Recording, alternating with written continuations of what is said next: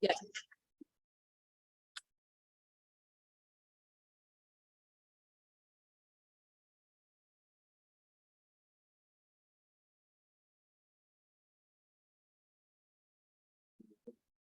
Announcements.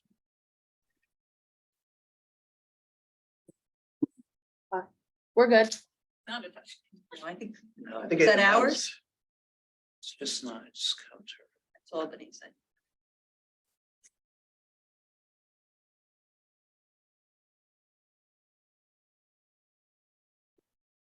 Probably that keyboard down there, but I don't, well, I think one time We I need to touched touch it. it, and I, yeah. Okay. Good morning to all and welcome to the July meeting of the DASNY Finance Committee. Al and I are in New York City. Janice is up in Buffalo. So we have a quorum and we can proceed. First up on the agenda are the adoption of the meeting minutes from the June meeting of finance. Can I get a motion, please, to approve those meeting minutes? So moved. Thank you very much, Al. Janice, thank you for the second. All in favor, aye. Aye. Opposed, so that motion carries. We have one matter on the agenda. That's the New York Presbyterian offering, and Matt, I look that way, but Matt is that way. We'll present. So take us away, Matt. Thank you, Mr. Chairman, and good morning, everyone. So the Finance Committee is being asked to recommend to the full board a 20-year term for an amount not to exceed $400 million on behalf of the New York and Presbyterian Hospital Obligated Group.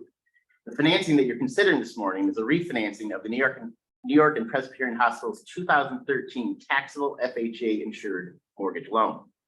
The New York and Presbyterian Hospital, or NYPH, is the sole member of the New York and Presbyterian Hospital Obligated Group, and they operate at 8 campuses currently comprised of 3,402 certified beds in Manhattan, Brooklyn, and Westchester County.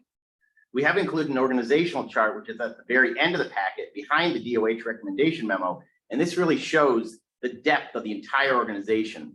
As discussed in the staff report, none of the subsidiaries or affiliates are currently members of the obligated group. NYPH entered into a master trust indenture, or MTI, in 2015, and the MTI establishes the parity nature of existing and future indebtedness and the conditions under which the obligated group incurs and secures debt. Each time the obligated group incurs debt, an obligation is issued pursuant to the MTI to evidence the obligation with respect to repayment. Currently, as sole member of the obligated group, NYPH is solely liable for repayment of such obligations. And so the proposed bonds will be secured by an obligation issued under the MTI that will secure NYPH's payments under the loan agreement. The loan agreement and the obligation are general obligations of NYPH. In looking at the refinancing, under current market conditions, the refinancing is estimated to provide a net present value benefit of approximately $33.3 million, which is approximately 9.2% of the debt being refinanced. And under the current plan of finance, NYPH is proposing to structure the refinancing to amortize primarily between the years 2028 and 2038 to provide for a more level aggregate debt service profile.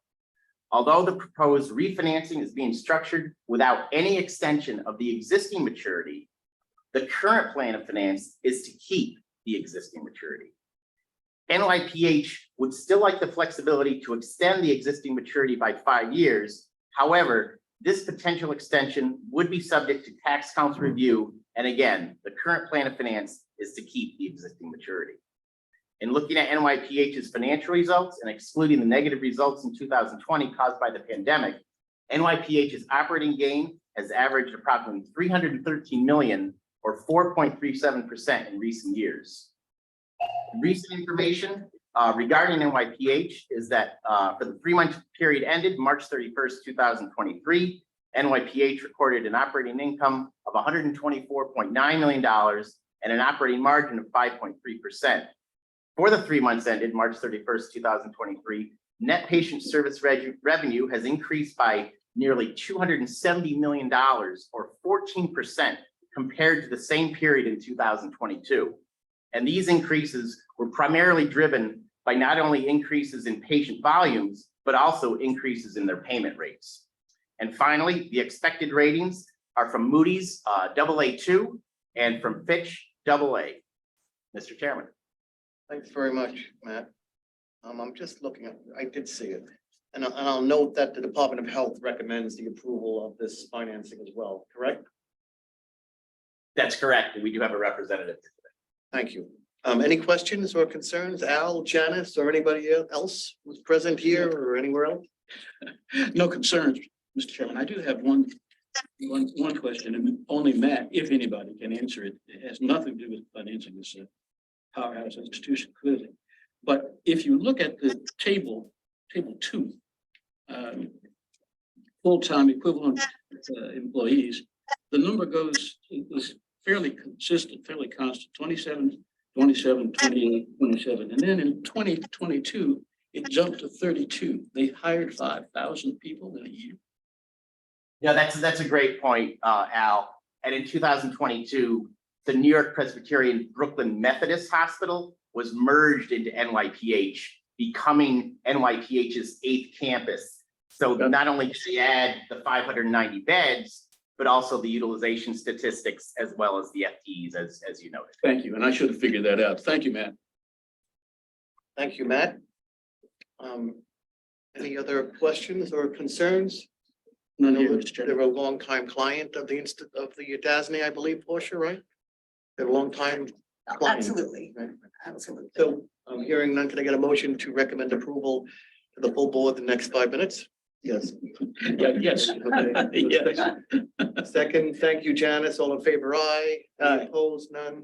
So that motion carries, and I believe, Portia, my memory's correct, that concludes finance. Unless anyone has any concerns or questions, I'll look for a motion to adjourn. So moved. Thanks very much, Janice. Thank you very much. All in favor, aye. Aye. None opposed. Thanks very much. We'll turn it over, Sarah. Thank you. All right. All right.